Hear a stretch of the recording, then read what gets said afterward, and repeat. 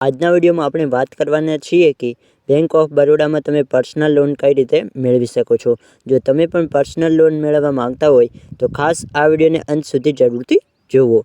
તો મિત્રો, bank of Baroda ભારતના અગ્રણી જાહેર ક્ષેત્રની બેંકોમાંથી એક છે, જે ગ્રાહકોને તેમની આર્થિક જરૂરિયાતો પૂરી કરવા માટે વિવિધ લોન પ્રોડક્ટ ઓફર કરે છે। 2025 સુધીમાં bank of Baroda personal loan એ ખાસ કરીને તમારી વ્યક્તિગત અને વ્યાવસાયિક જરૂરિયાતો માટે એક વિશ્વસનીય અને સુવિધાજનક ઉપાય બની રહ્યું છે। તો ચાલો મિત્રો, આ બેંક ઓફ બરોડા પર્સનલ લોનના તમને અમુક ફાયદા બતાવું, ત્યારબાદ તમને જણાવીશ કે તમે કઈ રીતે આ લોન મેળવી શકો છો। તો કે સૌપ્રથમ ફાયદો નંબર 1 છે કે ઓછો વ્યાજ દર। Bank of Baroda personal loan 2025માં સ્પર્ધાત્મક વ્યાજ દર ઓફર કરવામાં આવે છે, જે ગ્રાહકોને ઓછી EMI સાથે લોન લેવાની સગવડ આપે છે। ફાયદા નંબર 2, લોનની રકમ, એટલે કે તમે તમારી જરૂરિયાત અનુસાર 50,000થી લઈને 10 લાખ રૂપિયા સુધીની લોન માટે અરજી કરી શકો છો।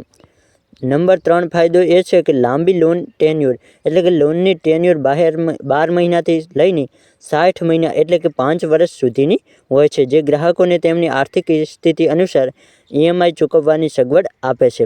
ચોથો ફાયદો એ છે કે ઝડપી મંજૂરી, એટલે કે bank of Baroda personal loan અરજી પ્રક્રિયા સરળ અને ઝડપી છે। એટલે કે જો તમે બેંક ઓફ બરોડામાં પર્સનલ લોન માટે અરજી કરો તો તેમાં તમને બહુ જ જલ્દી લોન મળી જતી હોય છે, જે લોન માટેનું અપ્રુવલ જલ્દી મળી જતું હોય છે। પાંચમો ફાયદો એ છે કે કોઈ પણ કોલ લેટર જરૂર નથી। આ લોન એક અનએક્સપર્ટ્યુઝ લોન છે, જેમાં કોઈ કોલ લેટર અથવા ગેરંટીની જરૂર હોતી નથી। અમુક બેંક પાસે તમે લોન લેવા જાઓ તો ત્યાં તમને ઘણા બધા કાગળિયા માંગે, અને એવું અહીં વધુ કંઈ કાગળિયા માંગવામાં આવતા નથી, એવું અહીં કહેવા માંગે છે। તો આ 5 આ બેંકના ખાસ ફાયદાઓ છે। હવે જાણીએ કે બેંક ઓફ બરોડામાં પર્સનલ લોન માટે અરજી કઈ રીતે કરી શકાય। તો સૌપ્રથમ તમારે ઓનલાઈન અરજી કરવાની રહેશે, જેમાં બેંક ઓફ બરોડાની અધિકૃત વેબસાઇટ પર જવાનું રહેશે અને પર્સનલ લોન માટે ઓનલાઈન ફોર્મ ભરવાનું રહેશે।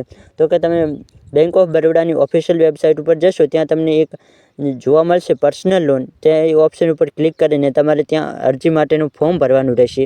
ત્યારબાદ જશે ડોક્યુમેન્ટ સબમિટ કરવાના। તો કે જરૂરિયાત મુજબ જે પણ દસ્તાવેજો ત્યાં માગે તે તમારે અપલોડ કરવાના રહેશે, જેમ કે આધાર કાર્ડ, પાન કાર્ડ, આવક પ્રમાણપત્ર, બેંક સ્ટેટમેન્ટ વગેરે દસ્તાવેજો માગી શકે છે। અને ત્રીજા નંબરમાં સ્ટેપ તમારે શું કરવાનું કે દસ્તાવેજોની ચકાસણી પછી લોન મંજૂર કરવામાં આવશે।